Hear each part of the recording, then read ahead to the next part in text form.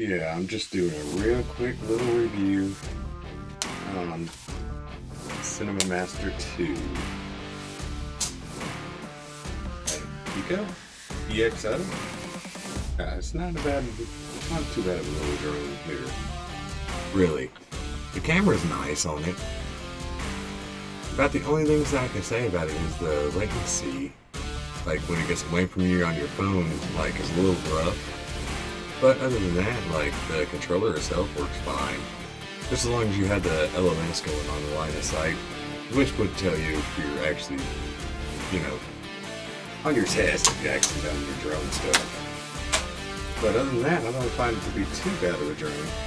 It does have its little tap spots, which ain't too bad. It comes in a nice case. I got them on 3 batteries. Nice little controller. Comes in handy. Nice carrying case right here. That's a nice hard carrying case. But yeah, it's not too bad. Like, there's worse drones I've had to fly. I used to fly like helicopters. Like, what I mean by that is little plane helicopters and shit like that. All that stuff's a little bit on the rough side. Flying a drone's actually pretty easy. There's actually some pretty cool little extras on this, like the orbital mode, the follow modes, and stuff like that. You can actually put on it that actually is really nice. You can actually have it just follow a person and stuff like that.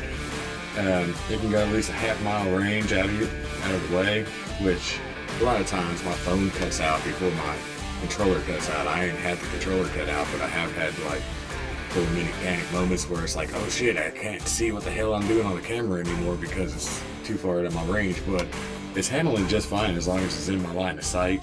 I can handle it back, everything. The go home button works very good. It's all nice. Yeah, it's not too bad. But anyways, I'm just going to go ahead and give you some more test flight videos of me doing test flights or just, here we go. This is just a little review. It's not too bad. It's a pretty cool little plane.